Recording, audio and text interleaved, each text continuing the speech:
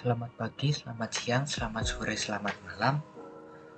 Perkenalkan, saya Renaldo Ivan Pradipta dengan NIM 68202045 dan teman saya Gracia Tamariska dengan NIM 68202051. Kami dari kelompok 10. Di sini kami akan mempresentasikan analisis dan desain sistem informasi pada PT Bank Rakyat Indonesia. Yang pertama, profil PT Bank Rakyat Indonesia. PT Bank Rakyat Indonesia atau BRI ini didirikan sejak tahun 1895 dengan didasarkan pada pelayanan masyarakat yang berfokus pada pemberian kredit pada golongan pengusaha kecil. Dan dengan seiring berkembangnya waktu dan teknologi yang semakin pesat sekarang ini, Bank Rakyat Indonesia memiliki banyak unit kerja. Dan salah satunya perkembangan teknologi terbukti pada peranan komputer di PT Bank Rakyat Indonesia. Peranan komputer ini dapat membantu dalam melaksanakan atau menjalankan suatu pekerjaan teller dan customer service dengan lebih mudah dalam memberikan pelayanan kepada nasabah. Terbukti di dalam melakukan kegiatan memerlukan komputer untuk membantu dalam proses antrian nasabah. Ini adalah struktur organisasi dari PT Bank Rakyat Indonesia.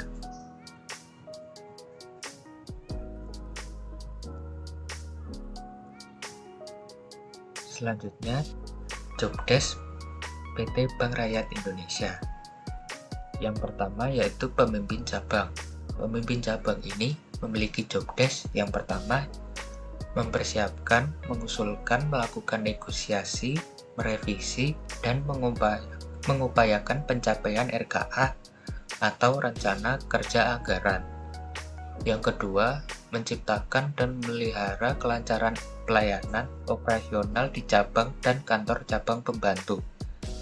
Yang ketiga, membentuk tim penyehatan dan penyelesaian kredit bermasalah dan bertindak sebagai ketua tim. Yang keempat, menjamin ketepatan dan kebenaran pembukaan dan laporan. Selanjutnya, manajer pemasaran. Jobdesk dari manajer pemasaran ini yang pertama, mengidentifikasi potensi dari ekonomi di unit kerja. Yang kedua, melakukan pembinaan kepada pegawai yang menjadi bawahannya. Yang ketiga, memonitor AO dalam melengkapi dokumen-dokumen kredit yang tertunda. Yang keempat, menyusun RPT yang menjadi tanggung jawabnya sesuai RKA, PS, dan KND Kanca. Selanjutnya, manajer operasional. Jobdesk dari manajer operasional ini yang pertama, memastikan bahwa semua pegawai di bawahnya telah siap di tempatnya masing-masing dan melaksanakan tugas. Yang kedua, melakukan konfirmasi atas transfer masuk yang invalid. Yang ketiga, memastikan kebenaran pembuatan laporan yang akan menjadi tanggung jawabnya. Yang keempat, memastikan bahwa transaksi keuangan dilakukan sesuai dengan ketentuan yang ada. Selanjutnya, Supervisor Administrasi Kredit atau ADK. Jobdesk dari Supervisor Administrasi Kredit ini yang pertama, mengelola proses dan prosedur administrasi kredit di kantor cabang. Yang kedua, memastikan bahwa semua laporan perkreditan sudah dibuat secara akurat dan disampaikan tepat waktu. Yang ketiga, memantau portofolio kredit retail sesuai dengan informasi yang dibutuhkan manajemen. Yang keempat, membantu melaksanakan fungsi, tugas, dan tanggung jawab Komite Kebijaksanaan Perkreditan di tingkat kanca. Selanjutnya, teller tunai. Jobdesk dari teller tunai ini yang pertama, menerima uang setoran dari nasabah dan mencocokkan dengan tanda setorannya. Yang kedua, meneliti keabsahan bukti kas yang diterima. Yang ketiga, mengelola dan menyetorkan uang fisik kas kepada supervisor baik selama jam pelayanan kas maupun akhir hari. Yang keempat, mengesahkan dan menandatangani bukti kas atau transaksi tunai yang ada dalam batas kewenangannya. Yang terakhir yaitu teller clearing. Job desk dari teller clearing ini, yang pertama, menerima dan meneliti keabsahan tanda setoran dan warkat clearing penyerahan dari nasabah atau UPN atau BRI unit. Yang kedua, menyerahkan warkat clearing kepada petugas clearing. Yang ketiga, meminta pengesahan kepada pejabat yang berwenang atas transaksi yang melebihi batas kewenangannya. Yang keempat, menerima dan membuku warkat clearing penyerahan yang ditolak oleh bank lain. Selanjutnya, proses bisnis nasabah PT Bank Rakyat Indonesia. Yang pertama, calon nasabah datang ke kantor Bank BRI dan menghubungi customer service. Yang kedua, customer service melayani calon nasabah dengan memberikan formulir.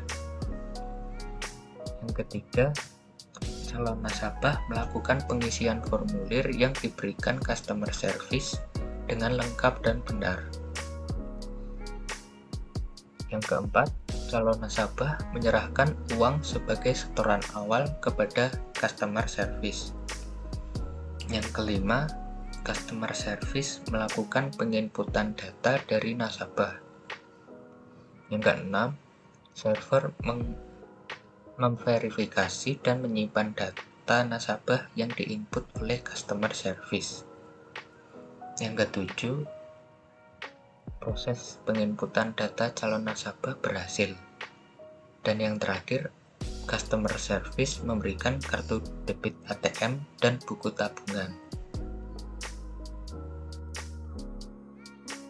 Dan selanjutnya di sini ada bidang usaha dari PT Bank Rakyat Indonesia. Produk lending atau kredit yang ditawarkan oleh PT Bank Rakyat Indonesia terdiri dari dua, yaitu kredit retail dan juga kredit korporat. Kredit retail ini terdapat kredit pegawai, kredit pensiun, dan juga kredit usaha tani. Dan yang kedua yaitu kredit korporat. Kredit korporat ini merupakan kredit kelayakan usaha untuk investasi dan juga kredit kelayakan usaha untuk modal kerja. Produk jasa perbankan yang dipasarkan untuk membantu kelancaran dalam pembayaran baik nasional ataupun internasional, yaitu ada clearing. Clearing tersebut merupakan tata cara perhitungan utang piutang dalam bentuk surat-surat dan surat-surat berharga serta clearing agar perhitungan utang piutang lebih mudah, cepat, dan juga aman. Yang kedua ada inkaso. Inkaso ini merupakan penagihan oleh bank yang bertindak untuk dan atas nama seorang dan kepada seseorang atas dasar suatu hak bagian dalam bentuk surat yang berharga. Yang ketiga ada transfer. Transfer merupakan suatu jasa pelayanan dari bank kepada masyarakat untuk mengirimkan sejumlah uang yang akan ditujukan kepada pihak lain sesuai yang diminta oleh pengirim. Yang keempat ada letter of credit. Letter of credit ini merupakan suatu pernyataan tertulis dari bank atas permintaan nasabahnya untuk menyediakan sejumlah uang tertentu bagi kepentingan pihak ketiga atau penerima. Selanjutnya ada safe deposit book, di mana bank yang menyelenggarakan penyewaan kotak kepada nasabahnya sebagai tempat penyimpanan barang-barang dan surat-surat berharga yang lainnya. Yang keenam ada CP BRI. Ini merupakan jasa layanan kepada nasabah dalam bentuk berjalan dengan tanpa membuka rekening giro. Dan yang ketujuh ada Western Union, merupakan layanan tercepat untuk pengiriman uang dan penerimaan uang di seluruh dunia. dan dengan dilindungi sistem keamanan kelas dunia. Dan yang ke-8 yaitu payment point, merupakan jasa yang diberikan oleh BRI kepada pihak ketiga, baik nasabah atau bukan nasabah, untuk menyelesaikan tagihan-tagihan yang tidak ada berkaitan langsung dengan BRI. Nah, selanjutnya di sini saya akan menjelaskan tentang diagram UML. Yang pertama ada use case diagram. Ini use case diagram ada 3 aktor. Yang pertama nasabah, yang kedua customer service, dan juga yang ketiga ada server. Di sini nasabah melakukan aktivitas datang ke bank dan menghubungi CS, dan juga mengisi formulir dengan benar dan juga lengkap. Serta nasabah juga menyerahkan uang setoran awal. Yang kedua ada aktor customer service. Ini customer service melakukan pelayanan kepada nasabah dan juga memberi formulir. Customer service juga melakukan aktivitas melakukan penginputan data dan juga memberikan kartu ATM dan buku tabungan. Dan yang terakhir, server akan menyimpan data yang diinputkan. Selanjutnya di sini ada activity diagram. Activity diagram di sini memiliki 3 objek, yaitu nasabah, customer service, dan juga server. Yang pertama, nasabah akan datang ke bank.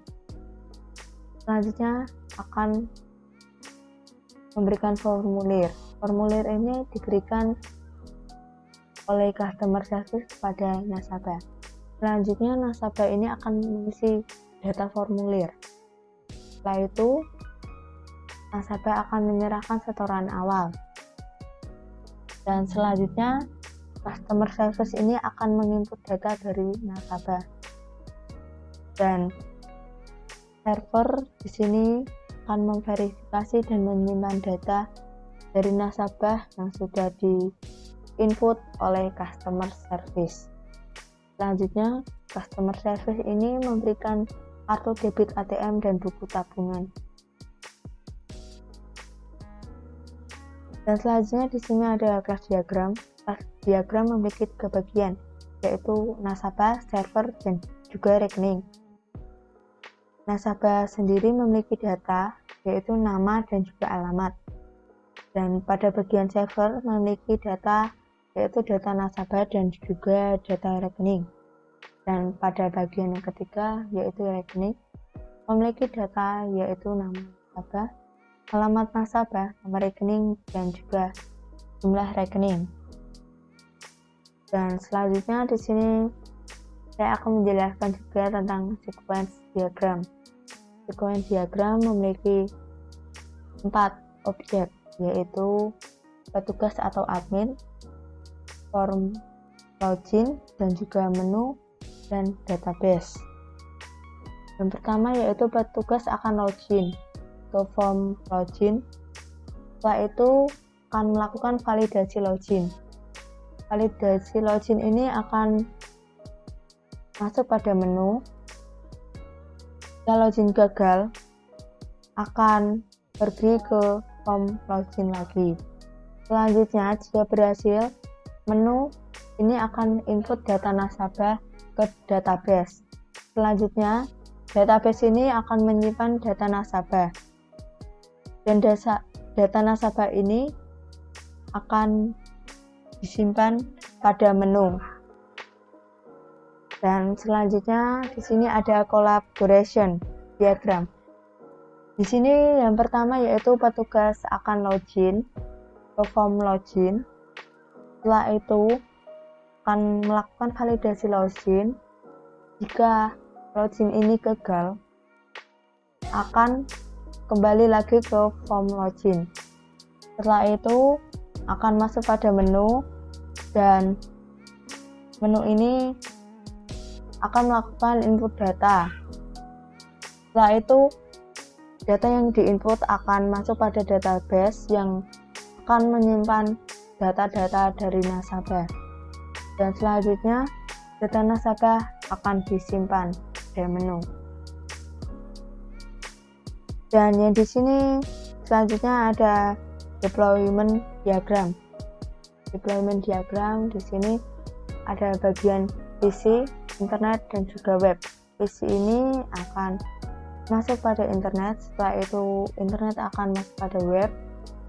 Web akan menyimpan data atau menghubungkan melalui server, dan selanjutnya server ini akan melakukan penginputan data nasabah dan juga data rekening akan disimpan pada database. Dan di sini juga ada desain UI. Desain UI ini merupakan desain dari pembukaan rekening pribadi. Pembukaan rekening pribadi ini terdapat ada beberapa slot, yaitu ada nama lengkap, tempat tanggal lahir, alamat, email, nomor handphone, jenis kelamin, dan juga agama. Sekian dari kelompok kami. Terima kasih.